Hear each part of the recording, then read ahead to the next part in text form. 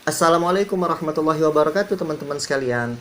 Ketemu lagi dengan saya Ruli Gusmanto di channel kita yaitu Suaris Channel.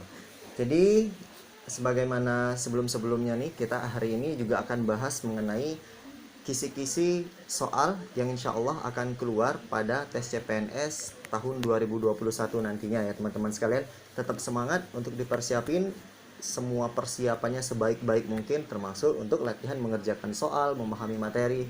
Dan kita pada hari ini akan membahas mengenai tes wawasan kebangsaan subtema Undang-Undang Dasar 1945. Dan UUD 1945 ini biasanya teman-teman di tahun-tahun sebelumnya sering kali masuk nih soal-soalnya di tes CPNS resmi. Jadi teman-teman sekalian harus benar-benar terus memahami materi-materi yang kami sampaikan ya teman-teman sekalian. Oke semuanya. Oke teman-teman sekalian, langsung saja ya kita mulai pembahasan mengenai soal tes wawasan kebangsaan dengan subtema kali ini Undang-Undang Dasar 1945. Soal yang pertama. Sebelum Undang-Undang Dasar 1945 diamandemen, DPA menjadi salah satu lembaga tinggi negara. Namun, seiring dengan perkembangan zaman, Undang-Undang Dasar 1945 mengalami beberapa kali amandemen dan DPA pun dihapuskan. Penghapusan DPA terjadi pada saat amandemen A. ke-1, B. kedua, C. ketiga, D. keempat, E. kelima. Dan jawabannya adalah D. Kita bahas ya teman-teman sekalian. DPA itu bertugas memberikan masukan kepada Presiden serta berhak mengajukan usul kepada pemerintah. Dari awalnya dibentuk, sayangnya DPA itu dinilai kurang berarti gitu teman-teman. Jadi karena itu alasannya DPA itu akhirnya dihapuskan. Kita bahas satu-satu sebelum ke jawaban yang D ya. Untuk yang A, yaitu amandemen yang ke-1. Amandemen Undang-Undang Dasar 1945 ke-1 terjadi pada tanggal 14 sampai dengan 21 Oktober 1999 dan disahkan pada tanggal 19 Oktober 1999, yang mana isi dari amandemen Undang-Undang Dasar 1945 yang ke-1 itu adalah mengenai pergeseran kekuasaan presiden yang dipandang terlalu kuat pada saat itu, teman-teman. Karena itu adanya amandemen yang pertama.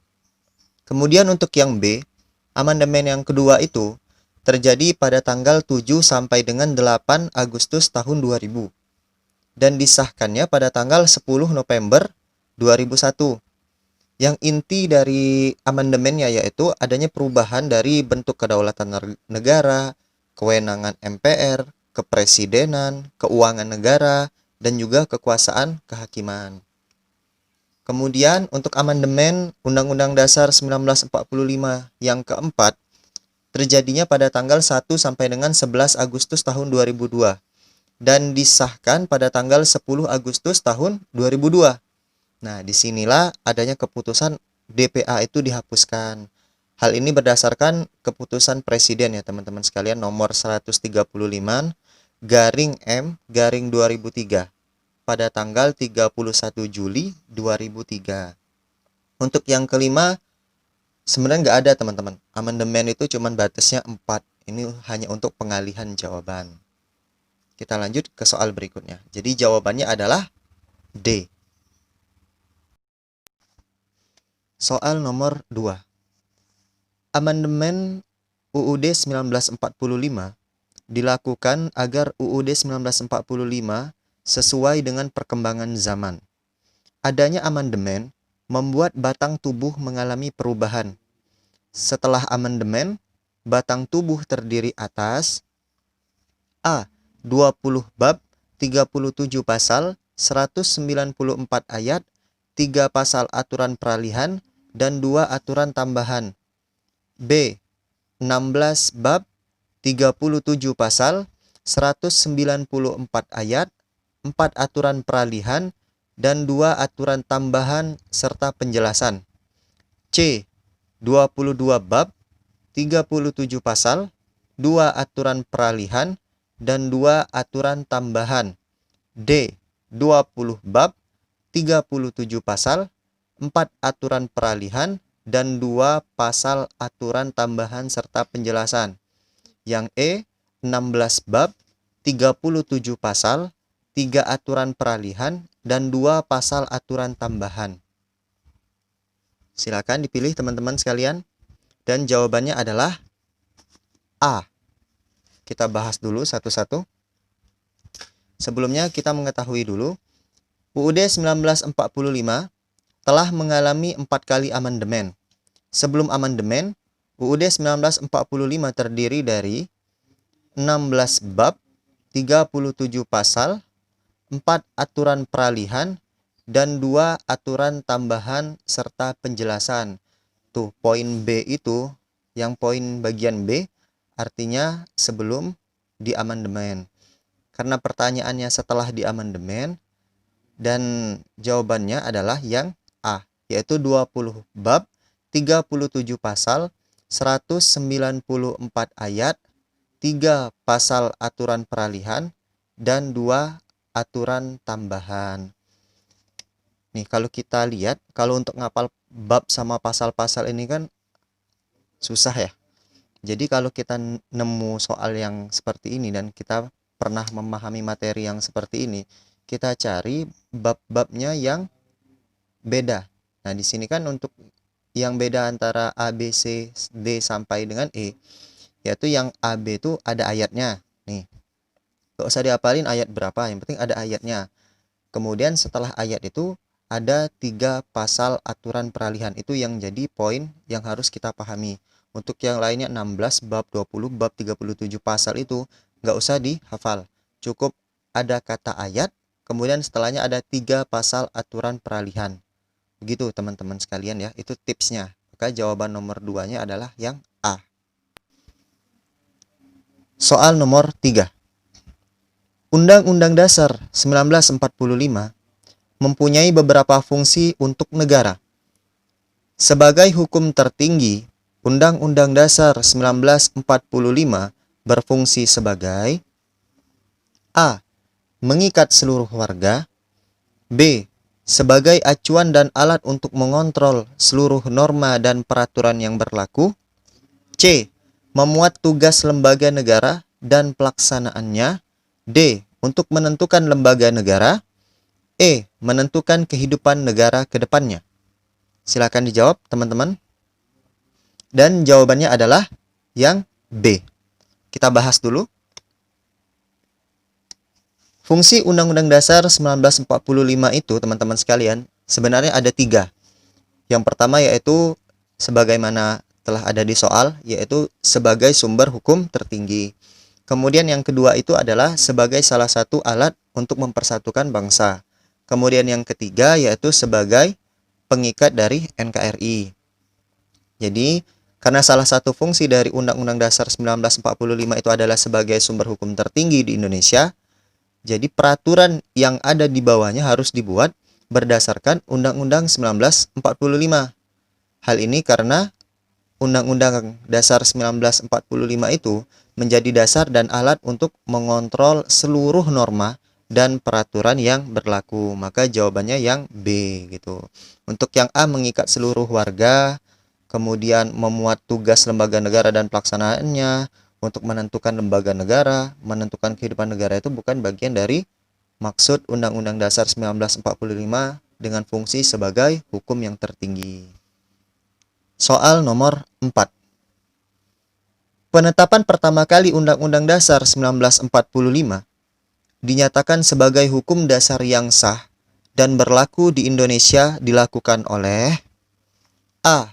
BPUPKI, B. Panitia 9, C. PPKI, D. Presiden, E.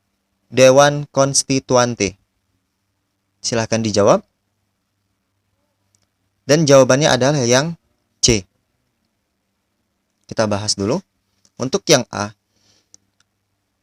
Ini sempat kita singgung di video sebelumnya, yaitu pada saat soal TWK subtema Pancasila ya teman-teman sekalian. Mungkin teman-teman yang udah nonton videonya udah tahu ya, bahwasanya BPUPK itu dibentuk pada 29 April 1945 dengan tugas yaitu menyelidiki upaya pembentukan negara Indonesia merdeka gitu. Kemudian untuk yang B yaitu Panitia 9. Panitia 9 ini yaitu dengan tugasnya merumuskan Piagam Jakarta salah satunya. Kemudian yang C yaitu PPKI. Nah, PPKI inilah yang menetapkan Undang-Undang Dasar 1945 itu sebagai dasar negara. Kemudian yang D Presiden. Jelas presiden itu sebagai pemimpin bangsa, dan Dewan Konstituante itu yaitu dengan tugas melakukan perubahan terhadap konstitusi negara. Salah satu contohnya yaitu perubahan pada saat pemilu gitu teman-teman sekalian. Soal nomor 5. UUD 1945 secara resmi dinyatakan sah digunakan sebagai dasar negara Indonesia pada tanggal A. 1 Juni 1945, B. 16 Agustus 1945, C. 18 Agustus 1945, D. 19 Agustus 1945, E. 20 Agustus 1945. Silahkan dijawab teman-teman. Dan jawabannya yaitu yang C. Kita bahas dulu. Di sini teman-teman harus mengetahui tanggal-tanggal penting yang ada di dalam kalender gitu kan. Jadi di dalam tanggal itu ada hari-hari istimewa. Salah satu contohnya 5 opsi yang berada pada soal nomor 5 ini. Untuk yang A 1 Juni 1945 itu merupakan hari lahirnya Pancasila. Kemudian untuk yang B 16 Agustus 1945 itu merupakan peristiwa Rengas Dengklok ya. Untuk yang C 18 Agustus 1945 ini adalah saat dinyatakannya Undang-Undang Dasar 1945 sebagai dasar negara Republik Indonesia. Ini terjadi pada saat sidang PPKI yang pertama ya teman-teman sekalian. Kemudian yang D 19 Agustus 1945 yaitu ini peristiwa diangkatnya Kusumah Atmaja sebagai ketua MA dan penetapan hari jadi MA. Kemudian untuk tanggal 20 Agustus 1945 ini adalah penyebaran berita kemerdekaan Indonesia. Dan jawabannya jadi yang C.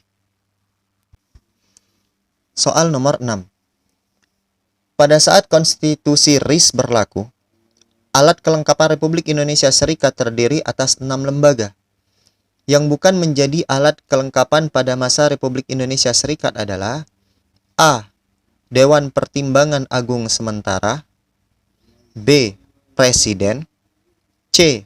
Menteri, D. Senat, E. DPR.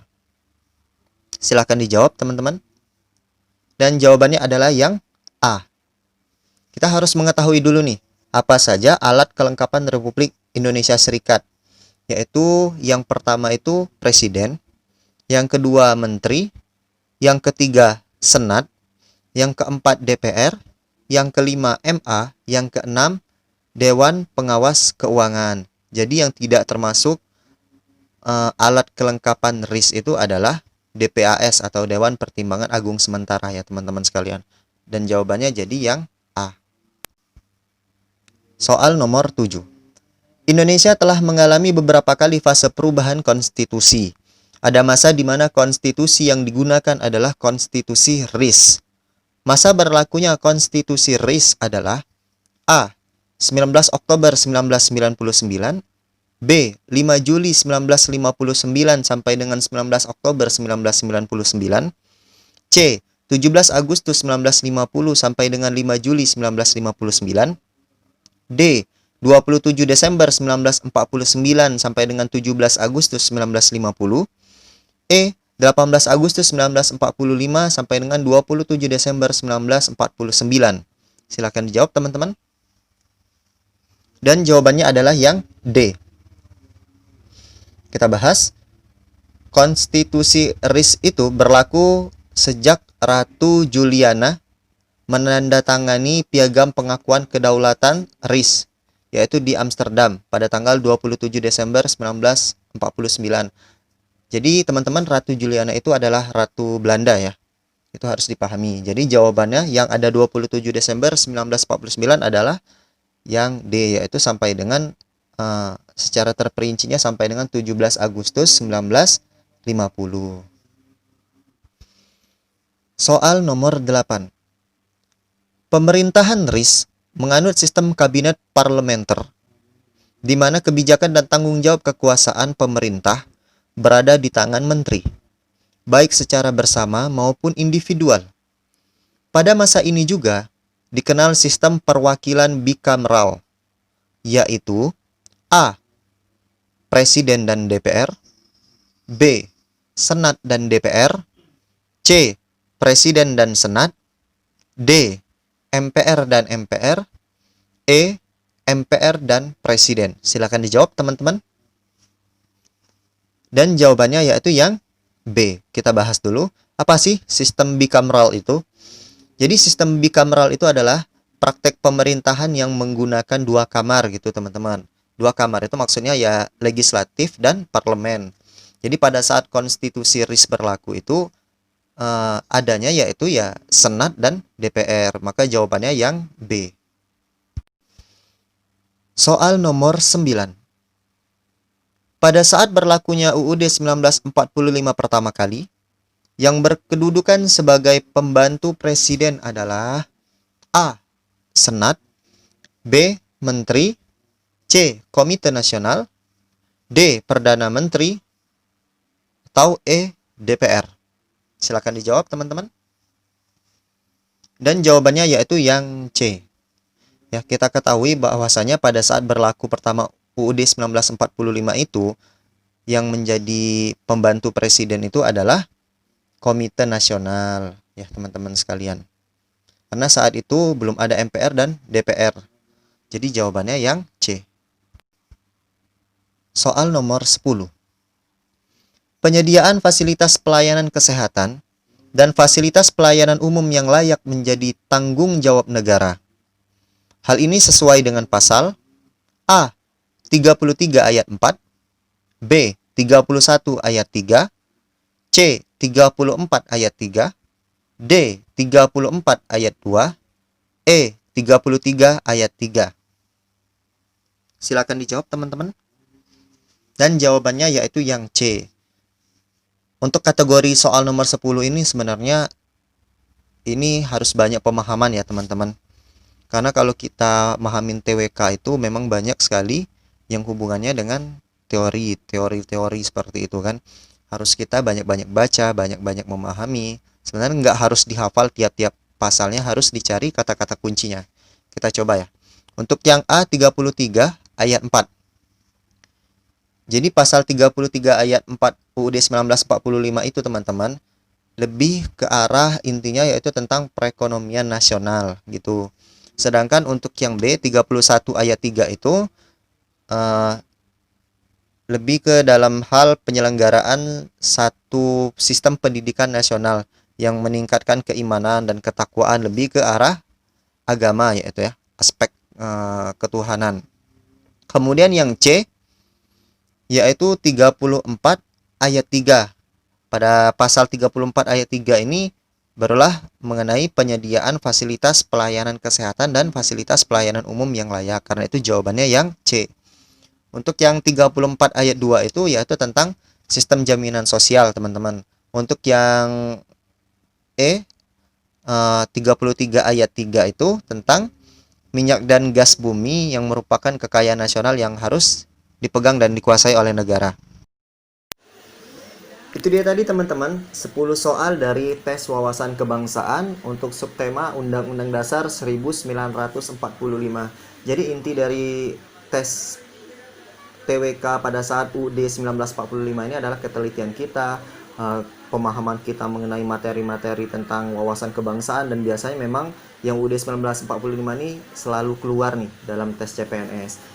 Jadi sebagaimana biasanya teman-teman sekalian, jika merasa video kami bermanfaat, jangan lupa di subscribe untuk kemudiannya di like, komen, share. Kemudian jika ada pertanyaan yang mungkin tidak terjawab di kolom komentar, silahkan kunjungi Instagram kami, silahkan di follow ya teman-teman sekalian. Dan kami doakan bagi teman-teman yang udah subscribe, yang udah komen, udah like, udah share, dan selalu semangat untuk menunggu video-video kami selanjutnya. Kami doakan semoga diterima pada tes tahun 2021 nanti CPNS-nya. Amin ya rabbal alamin.